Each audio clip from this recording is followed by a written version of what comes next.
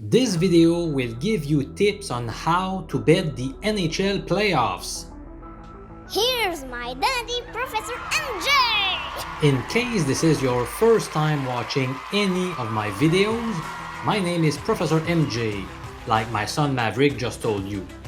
I teach statistics to university students in Canada, and I have been using my knowledge acquired from my PhD in statistics to crush online sports books for the last 20 plus years. Welcome to my sports betting YouTube channel, my friend.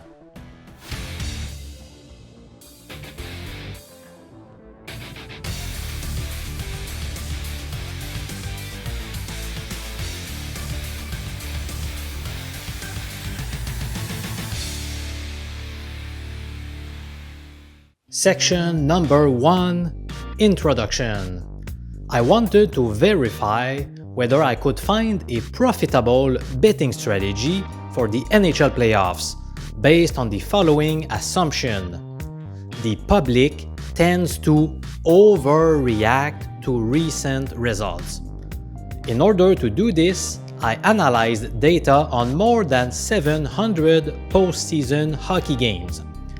For example, if a given team won the first game of the series but lost the next 3, should we bet on them since most of the public will probably overreact to the outcome of the past 3 games? For the sake of this video, the higher seed means the team that owns home ice advantage.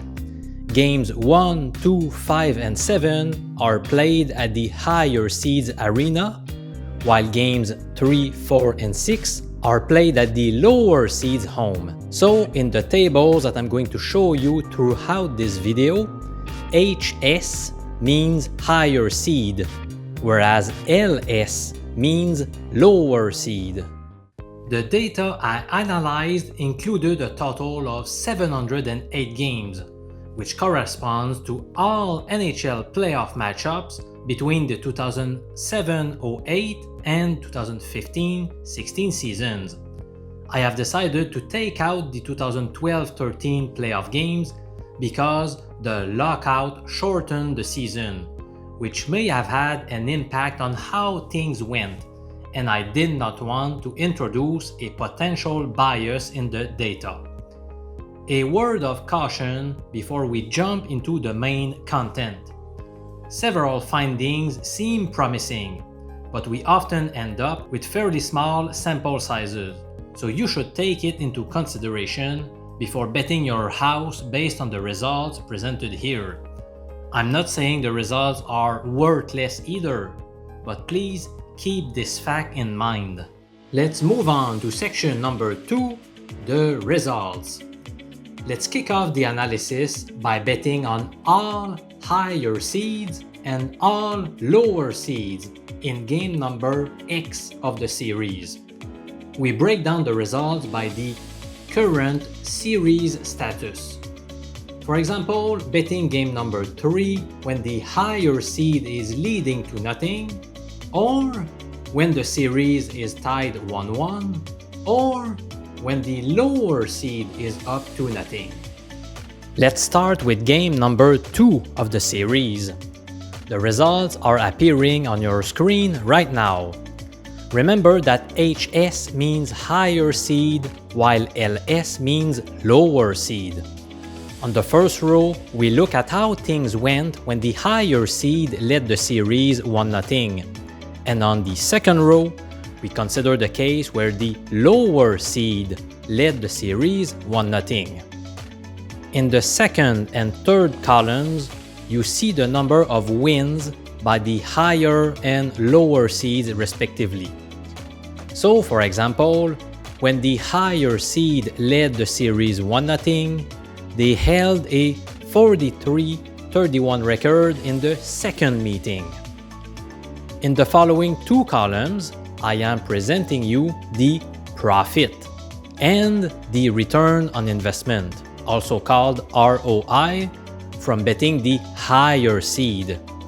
As you can see, despite posting a winning record, we lost 4.27 units from betting the higher seed. That's because they must have been pretty big favorites in those games, so their odds were fairly low. By the way, those numbers assume that we have risked 1 unit per wager.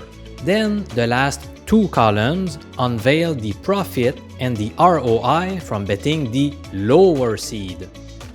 So, still looking at the first row only, we realize that we would have won 2.04 units from betting the lower seed, even though we would have won just 31 bets and lost 43. Several studies have shown that it is best, generally speaking, to bet road underdogs, as opposed to any of the other 3 possibilities: home underdogs, home favorites, and road favorites. You lose less money on average by betting road underdogs. Still, I certainly did not expect to find a positive profit simply by betting the lower seed in game number 2 of all 120 series in the dataset. The ROI is twice better when the lower seed won the first game, which goes against my initial hypothesis that people overreact to recent games. Let's now focus on game number 3 of the series. You are seeing on your screen a table that's similar to the previous one, but this time it concerns the 3rd game of the series. This time there are 3 rows, since there are 3 possibilities, or 3 series status. The only profitable strategy occurs when betting the higher seed in series which are tied at 1 game apiece. The rationale behind might be that the higher seed puts more effort and energy in such games because of the danger of falling down 2-1 with the next game being played on the road again, whereas they could be complacent when leading 2-0. But then, should they not be playing with desperation when trailing the series 2-0? Well, perhaps their confidence is gone and the lower seed plays with passion in front of their home fans after winning the first 2 games of the series on the road. Who knows? I can't say I would be very confident about betting the higher seed every time the series is tied 1-1, because I trust a lot more strategies that follow my initial intuition. Now, what about game number 4 of the series? Wow, I absolutely love what I'm seeing here. At the very beginning, I said I wanted to verify if we should bet against the grain by taking the team that has struggled the most recently. Well, in this case, when the higher seed leads the series 3-0, we find a positive profit from betting the lower seed. While when the lower seed leads the series 3-0, we make money by betting the higher seed. I could not have drawn it any better than this. It's now time to focus on game number 5 of the series. Oh my god, it gets even better! Once again, things go in the exact direction I was looking for. If we had bet on the lower seed every time it trailed the series 3-1 over the past 9 seasons, except the 2012-13 season, we would have made an unbelievable 53.7% ROI. As mentioned earlier, the sample size, 38, is fairly small, so we are probably overperforming. The true ROI is likely to be smaller, but signs are strong that it is a viable strategy. Now, if you had bet all higher seeds when trailing the series 3-1, you would have made a 17.4% ROI, which is still nice. I'm impressed by the 16-7 record in such circumstances. Let us now put our attention on game number 6, shall we? The numbers in the table indicate to bet the lower seed when trailing the series 3-2. That goes in accordance with the initial hypothesis. For this reason, I am liking this option. The third section of this video is entitled Specific Path. What if we break down the results into specific path? Huh? What do I mean by a path? Well, consider the case where the higher seed leads the series 3-2. We just saw that it is a good strategy to bet the lower seed in game number 6. Now, is it even more profitable if the lower seed won the first 2 games and then lost the next 3? Which means we saw the following path: LS, LS, HS, HS, HS. According to my intuition, it should be, because the public might overreact to the outcome of the past 3 meetings. With this in mind, let's revisit some of the cases to see what happens. We cannot run this type of analysis on some of the strategies presented earlier because there is only one possible path. For example, the higher seed leading the series 3-0 can only happen in the following way: HS, HS, HS. Accordingly, we will revisit in more details 4 strategies we saw before. First, let's take a deeper look at the case where the series is tied at 1 game apiece. In the first row, we have the path HS-LS, which means the higher seed won the first game before the lower seed won the second matchup. In the table, we get exactly what I was hoping for. We make much more money by betting the higher seed when it lost its previous game. As a matter of fact, we don't seem to be making any money at all when it is coming off a win. Up next, we have the strategy of betting the lower seed that's down 3-1 in the series. Still based on the reasoning that people put too much emphasis on recent results, we would expect to be making more money when the lower seed lost the past 3 games. Despite the pretty small sample sizes, that's what we observe here, as the highest ROI occurs for this specific path. However, I believe the main thing to remember from the table is we are making money no matter what the path was. Now, what if we devote some time to the case where we like to bet the higher seed when it is trailing the series 3-1? As you can see, we witness a similar pattern as the previous case. All 4 possible paths lead to positive returns.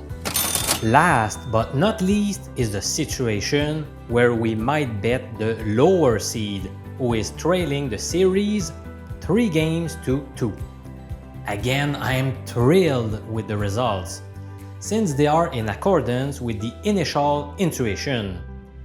Remember, we are betting the lower seed, so we expect to make more money when the most recent games went to the higher seed. When the higher seed won the last 2 games, betting the lower seed led to a 7-3 record with a profit of 4.23 units.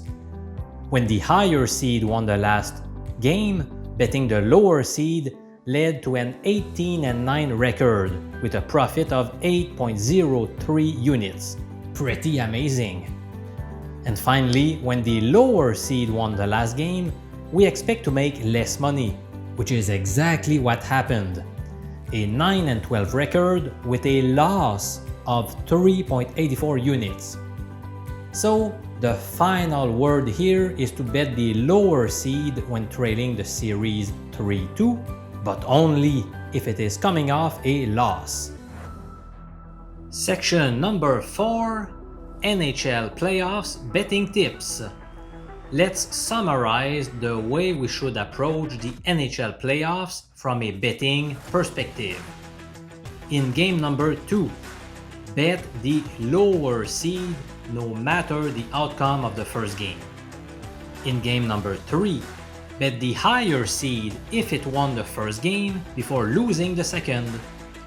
In game number 4, bet any team that's trailing the series 3-0.